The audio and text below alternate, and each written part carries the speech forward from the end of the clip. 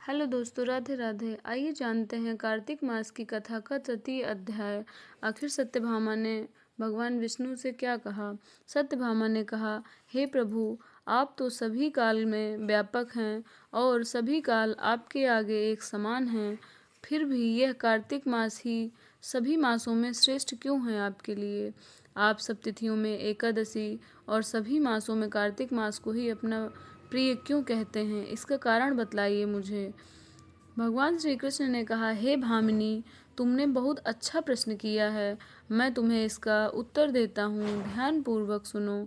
इस प्रकार एक बार महाराज बेन के पुत्र राजा पृथु ने प्रश्न के उत्तर में देवर्षि नारद से प्रश्न किया था और जिसका उत्तर देते हुए नारद जी ने उसे कार्तिक मास की महिमा बताते हुए कहा, हे राजन, एक समय शंख नाम का एक राक्षस बहुत बलवान एवं अत्याचारी हो गया था। उसके अत्याचारों से तीनों लोकों में त्राहि त्राहि मच गई थी। उस समय शंखासुर ने स्वर्ग में निवास करने वाले देवताओं पर विजय प्राप्त कर इंद्रादि देवताओं को लोकपालों के अधिकारों को छीन लिया था। इंद्र को उनके सिंहासन से निष्कासित कर दिया था। उससे भयभीत होकर समस्त देवी देवता अपने परिवार के सदस्यों के साथ सुमेरु पर्वत की गुफाओं में बहुत दिनों तक छिपे रहे। तत्पश्चात वे निश्चिंत होकर सुमेर पर्वत की गुफाओं में ही रहने लगे।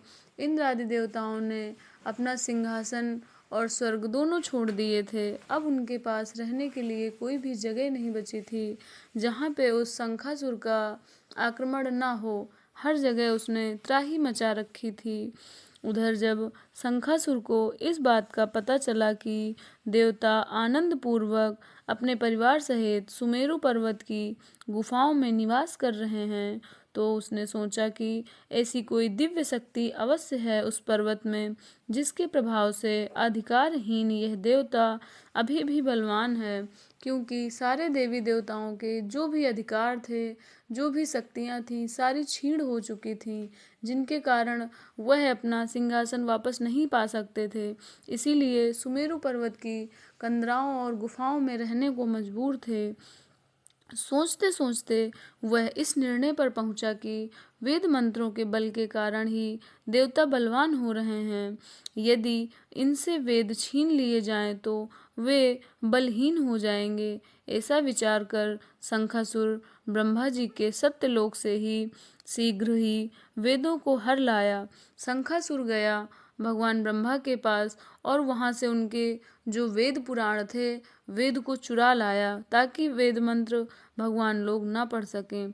उसके द्वारा ले आए जाते हुए भय से उसके चंगुल से निकल भागे।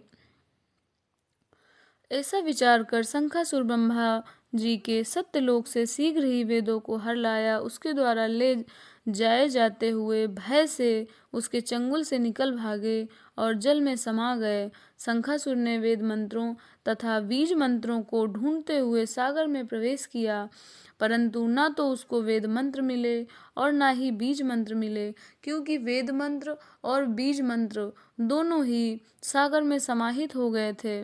जब शंखासुर सागर से निराश होकर वापस लौटा, तो उस समय ब्रह्मा जी पूजा की सामग्री लेकर सभी देवताओं के साथ भगवान विष्णु की शरण में पहुँचे और भगवान को गहरी निंद्रा से जगाने के लिए गाने बजाने लगे और धूप गंध आदि से बारंबार उनका पूजन करने लगे कि किसी तरीके से भगवान जग जाएं, उठ जाएं।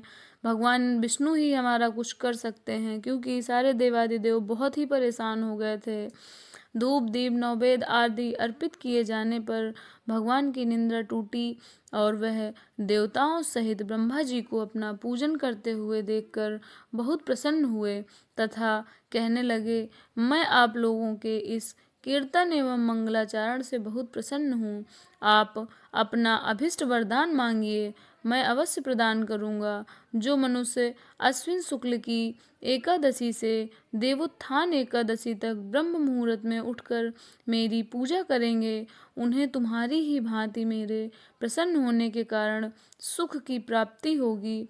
आप लोग जो पाद्य, अर्घ, आचमन और जल आदि सामग्री मेरे लिए लाए हैं, वे अनंत गुणों वाली होकर आपका कल्याण करेगी। शंखासुर द्वारा हरे गए संपूर्ण वेद जल में स्थित हैं।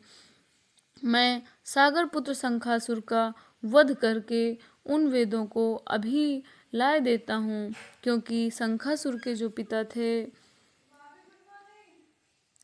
आज से बीज मंत्र और वेदों सहित मैं प्रतिवर्ष कार्तिक मास में जल में विश्राम करूंगा। अब मैं मत्स्य का रूप धारण करके जल में जाता हूँ। तुम सब देवता भी मुनीश्वरों सहित मेरे साथ जल में आओ। इस कार्तिक मास में जो श्रेष्ठ मनुष्य प्रातःकाल स्नान करते हैं, वे सब यज्ञ के अवभृत स्नान द्वारा भली भांति नहा लेते हैं।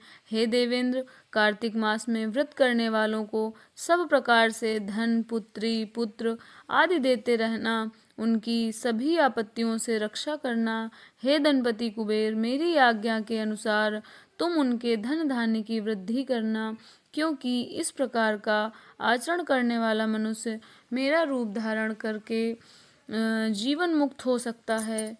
जो मनुष्य जन्म से लेकर मृत्यु पर्यंत तक विधि पूर्वक इस उत्तम व्रत को करता है, वह आप लोगों को भी पूजनीय है। कार्तिक शुक्ल पक्ष की एकादशी तिथि को तुम लोगों ने मुझे जगाया है, इसीलिए यह तिथि मेरे लिए अत्यंत प्रीतिदायिनी और माननीय है। हे देवताओं, यह दोनों व्रत नियम पूर्वक करने से मनुष्य मेरा सानिध्य प्राप्त कर लेता है। इन व्रतों को करने से जो फल मिलता है, वह अन्य किसी व्रत से नहीं मिलता। अतः प्रत्येक मनुष्य को सुखी और निरोग रहने के लिए कार्तिक महात्मा और एकादशी की कथा सुनने हेतु अन्य भी उपयुक्त नियमों का पालन करना चाहिए। राधे राधे। वीडियो अच्छा लगा हो तो लाइक एंड सब्सक्राइब करें।